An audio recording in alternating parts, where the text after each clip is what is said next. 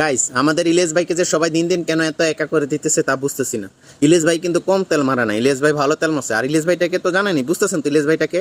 ওই যে কিছুদিন আগে দুইবার তার ফেসবুক অ্যাকাউন্ট বাদ করে দিল মিটা কোম্পানি, ওই আর কি সাংবাদিক ইলিয়াস ভাই। যাই হোক, তো দেখেন অর্থনৈতিক যে একটা মন্দা চলছে এগুলো থেকে বের হওয়ার জন্য ইউনূসকে দরকার। এবং আমি আমার ব্যক্তিগত মতামত, জুলাই আন্দোলনের পরে কিন্তু ইলিয়াস ভাই ডক্টর ইউনূসকে নিয়ে খুব তেল মারছে, অনেক তেল মারছে। তো ভিডিওটা একটু দেখুন।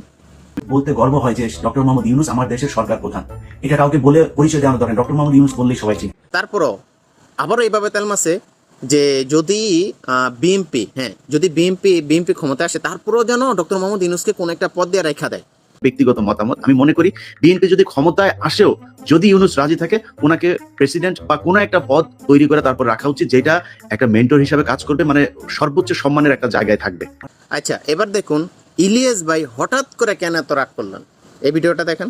ইউনূস খানকে বলা এই মাথার চোদ ইউনূস শুয়োরের বাচ্চা হালা সারা জীবনে গিয়ে ওয়েস্টার্ন লাগাইছে, মদ খা মদ কর শুয়োরের বাচ্চা বাংলাদেশে নিয়ে সুদের ব্যবসাটা করে দিয়েছিল শান্তিতে নোবেল খারাপ জানি না। এবার বলি ইলিয়াস ভাই হঠাৎ এত রাগ করার কারণ কি? এই যে কিছুদিন আগে ওই যে প্রথম আলো আর ডেইলি স্টার ভাঙ্গাচুরা মাটিতে মিশিয়ে দিতে, তো ওইটা তো ঘটছে। ঘটার পর আমাদের ইউনূস সরকার কি করলো? 15 জনের তো বইরা দিল। আবার বললো দেশ বিদেশ থেকে যারা এটা নিয়ে উস্কানিমূলক কথা বলছে বা উস্কানি দিয়েছে তাদেরও আইনগতভাবে ব্যবস্থা করা হবে। সারা জীবনে গিয়ে ওয়েস্টার্ন লাগাইছে, মদ খা মদ কর। এই জন্য আমাদের ইলিয়াস ভাই এত খেপছে। যাই হোক, ইলিয়াস ভাই তো খেপছে ডক্টর ইউনূসের প্রতি, তাহলে এনসিপির কি করছে? বাচ্চারা তোরা সব কয়টা টাকা করছিস, পাচার করছিস। এনসিপিরও দিছে ভাই। এনসিপিরও দেওয়ার কারণ কি?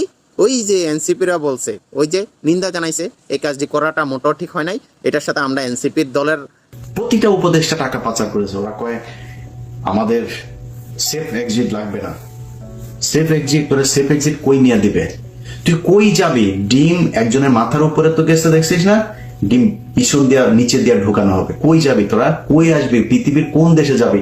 এবার তো গেল ইউনূসের সাথে সম্পর্ক খারাপ, এনসিপির সাথে সম্পর্ক খারাপ। তাদের দুজনের কিন্তু প্রচুর পরিমাণ তেল মারছে এই ইলিয়াস ভাই, যথেষ্ট পরিমাণ তেল মারছে। আর একদম খুব আদর স্নেহ যত্ন করে অনেক দিক নির্দেশনা দিয়েছিল, কিন্তু সর্বশেষ দুইজনের সাথে সম্পর্ক নষ্ট। জামাতের সাথে ভালোই সম্পর্ক, এটা আমরাও জানি। আর তার ভিডিও বার্তা অনেকগুলাই আছে এরকম যে জামাতের সাথে খুব ভালো একটা সম্পর্ক। এখন তো জামাতও ভাই এইটার এই বিষয়ের প্রতি নিন্দা জানাইছে যে কেন ভাঙলো, আমরা জামাতের লোকের সাথে যুক্ত নাই, আমরা এটাকে নিন্দা জানাই। ঘটনাটা এখন আল্লাহ জানে ইলিয়াস ভাই আবার কি বলে জামাতকে। তো ইলিয়াস ভাই তো মনে করেন একদম খোলাসাভাবে কথা বলে, কারো ছাইরা দেওয়া কথা বলে না। এই যে কিছুক্ষণ আগে একটা ভিডিও দেখালাম না, যে ডক্টর ইউনূসকে কিভাবে বললো। আচ্ছা, এগুলো তো সত্য কথাই বলছে। এখন জামাতরে আবার কি বলে, কিভাবে কি করে আল্লাহ জানে, নাকি আবার যাই হোক ওইদিকে যাইতেছে না। পিনাকিদা আর হইলো ইলিয়াস ভাই তারা চাইতেছে, আর শুধু তারা না, অনেকেই চাইতেছে বাংলাদেশটা জানে পাকিস্তান হোক। ভাই এটা কখনো সম্ভব না, বাংলাদেশ পাকিস্তান হবে না। আপনি যেত ইন্ডিয়ারে গালি দেন আর যা কিছুই করেন, এটা অসম্ভব। আর একটা সোজা সরল সত্যি কথা বলতে কি, কোনো পাওচাটার সুযোগ নাই, একদম লিগ্যাল অথেন্টিক কথা হইলো। অবশ্যই কথাটা ওই কাফি ভাই থেকে কপি করা। যাই হোক, এই কথাটা হইলো কি, ভাই আমরা ইন্ডিয়ার সাথে কখনোই পারবো না।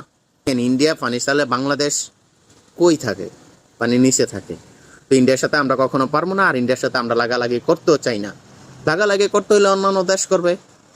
আর আমরা ওই যে, যাই হোক, এই কথাটা আমি না বলি, এই ভিডিওটা দেখেন তাইলে বুঝতে পারবেন। আমার সেভেন সিস্টার্স দখল করার ক্ষমতা আছে বলেন তো? আমি কেন বলতে যাব? সেভেন সিস্টার্স দখল করবে চায়না, আমরা সহযোগিতা করব। আপনার কাশ্মীর দখল করবে পাকিস্তান, আমরা তাদেরকে সহযোগিতা করব।